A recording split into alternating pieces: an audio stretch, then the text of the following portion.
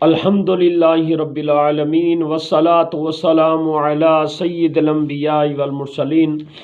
پیارے ناظرین، کچھ دنوں سے طبیعت ناساز تھی، اس وجہ سے ویڈیو نہیں بنا سکا۔ آج بھی تھوڑا طبیعت کچھ بہتر ہوئی ہے، میں نے کہا اپنے ناظرین کو کچھ اہم مسائل آپ کو بتاؤں۔ آج انشاءاللہ آپ کو بتاؤں گا انجیکشن لگانے سے وضو ٹوٹے گا یا نہیں۔ انجیکشن جو ہوتا ہے اس کے لگانے سے وضو ٹوٹے گا یا نہیں۔ دکھتی آنکھ کے آنسو، اس سے بھی وضو ٹوٹے گا یا نہیں، اس حوالے سے آج سنیں گے انشاءاللہ۔ قے سے کب وضو ٹوٹتا ہے یہ بھی آج سنیں گے انشاءاللہ۔ گوشت میں انجیکشن لگانے میں صرف اسی صورت میں وضو ٹوٹے گا جبکہ بہنے کی مقدار میں خون نکلے۔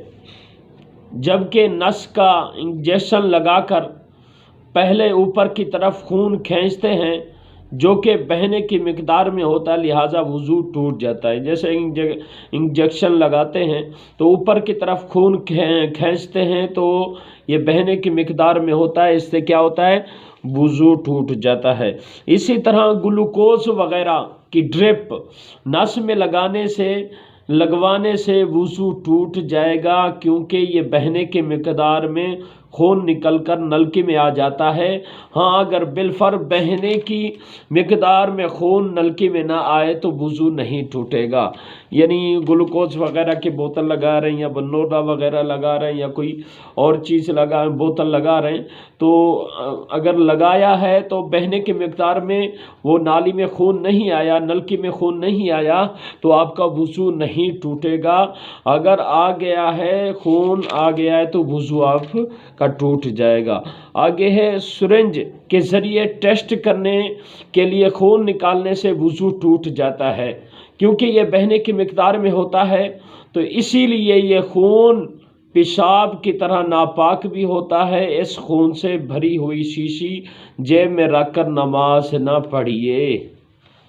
یعنی یہ جو خون نکالتے ہیں تو یہ خون کی شیشی، خون ہم شیشی میں ڈالتے ہیں یہ جیسے، تو وہ شیشی اپنی جیب میں رکھ کر تو یہ ناپاک ہوتی ہے، تو رکھ کر ہم نے نماز بھی نہیں پڑھنی، اس کی اجازت نہیں ہے۔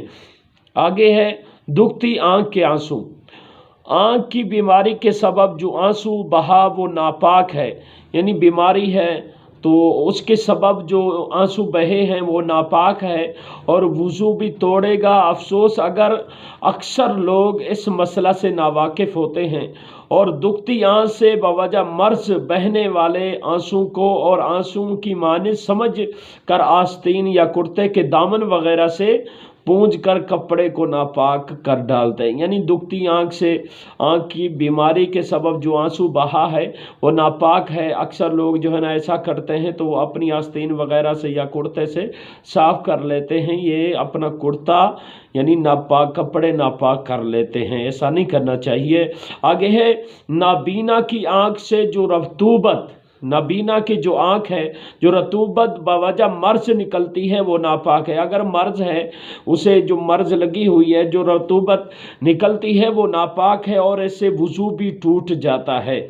آگے جو رطوبت انسانی بدن سے نکلے اور وضو نہ توڑے وہ ناپاک نہیں۔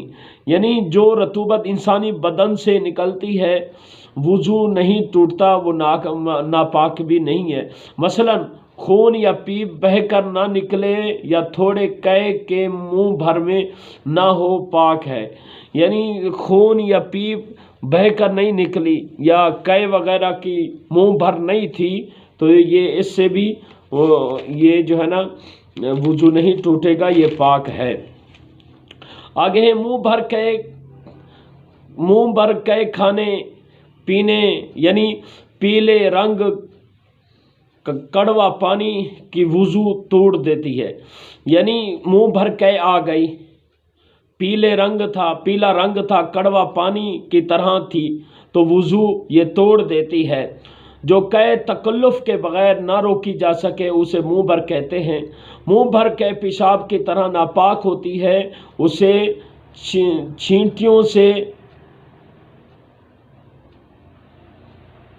یعنی جو منہ بھر قے ہوتی ہے تو وہ پیشاب کی طرح ناپاک ہوتی ہے، اس میں لکھا ہوا ہے۔ اس کے چھینٹوں سے اپنے کپڑوں کو بچانا ضروری ہے۔ یہ جو ہے نا اپنے بدن کپڑے کو بچانا یہ بے حد ضروری ہے، یہ پیشاب کی طرح ناپاک ہوتی ہے۔ اللہ پاک ہمیں اہم مسائل سیکھنے کی توفیق عطا فرمائے، آمین بجاہ نبی العامین صلی اللہ تعالی علیہ وآلہ وسلم۔ آواز میری تھوڑی کم تھی، لیکن آواز کی وجہ سے گلا بھی خراب ہے اور زکام بھی ہے۔ اللہ پاک دعا ہے اللہ پاک مجھے جلد شفا دے، آمین بجاہ نبی العامین صلی اللہ تعالی علیہ وآلہ وسلم۔